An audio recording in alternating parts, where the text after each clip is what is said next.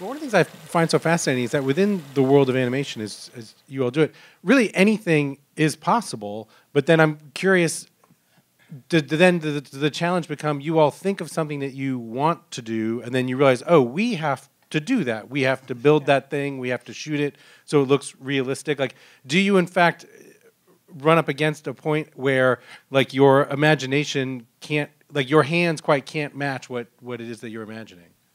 Well, I mean, let's be honest, working in stop motion is awful. It's the worst. It's such a stupid way to make a movie. It's ridiculous. I mean, you're literally you're playing around with this doll that's maybe 9 inches tall, trying to coax a performance out of it. You're, sweating under hot set lights. You're inhaling noxious fumes from rubber cement and hot glue. It's just awful. But it does have an extraordinary charm. I think anytime you see something that's been brought to life by an artist's hands, it just has a different kind of a quality. But there are absolutely things that stop motion does not do well. There are things, there are definite, strict limitations to what you can do within the medium. And so but we don't want that to limit the kinds of stories that we can tell. So we have to try to find ways to bash through it. Sometimes things that you wouldn't expect to be difficult are extraordinarily difficult, virtually impossible. And one of those things came up as we were working on the story, where we wanted to take our character Eggs, who has virtually no contact with human society, who's been raised underground in squalor, and put him in a really uncomfortable position. And from our perspective, the worst possible thing you can put a kid like that in is a aristocratic dance party. And so we thought, what if he was in this big ballroom sequence with all these aristocrats trying to fit in? And it was a great story idea. Maybe we wouldn't think it would be difficult to do, but it was virtually impossible. It took us 18 months to shoot that sequence. And now for people who aren't animators, I think it's maybe hard for us to understand what is the challenge. Like, what is the thing that you realized, like, what were we thinking? Every department on that sequence, because we had a great sequence. It was called Tea and Cheese, and it was a tea party. So it was just Egg sitting at the table with Winnie and her parents. And it was hilarious. And Toni Collette did this great performance as the nervous mother meeting this strange little boy. But it wasn't enough of a public humiliation for Egg. So in the story department, we don't worry about whether we can do it or not. Travis doesn't make us stop. We said, a dance party, a waltz.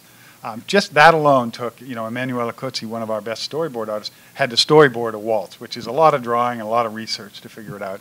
Then our composer, Dario Marinelli, had to write a waltz that not only is a waltz all the way through that sequence, but it's also become score underneath Snatcher stalking Eggs and the little romantic moment. So he kept the waltz going at the same time as scoring the story beats.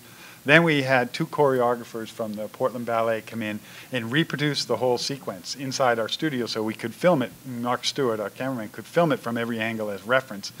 And then we have these breakdown meetings where we take the sequence when it's storyboarded and we have a breakdown meeting, and that was the worst breakdown meeting I've ever been to. Yeah, because usually the breakdown meetings, all the heads of department are there, and it's a pretty energized session. Everybody's sort of jumping over each other to say, how to divvy up the workload shot by shot.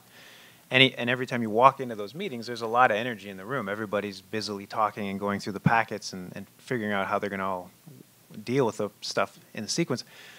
But we walked into the room for the dance sequence breakdown, and it was dead silent. No one was talking. Everyone was just like quietly leafing through the packets and looking at each other nervously. And then we're like, oh wow, I think we finally overstepped. We didn't know enough. We didn't know enough to know what we'd done. Travis knew. He was asking, so you guys, you see the dance sequence yet? To the heads of department. We were obliviously figured, well, the mecha drill attacking the town at the end, that'll be the hardest sequence. No. That one they could handle fine. It was the dance sequence that gave everybody pause. And they had to redesign puppets so that beneath the skirts there was coils, kind of like a slinky, so you could get the up and down motion on that.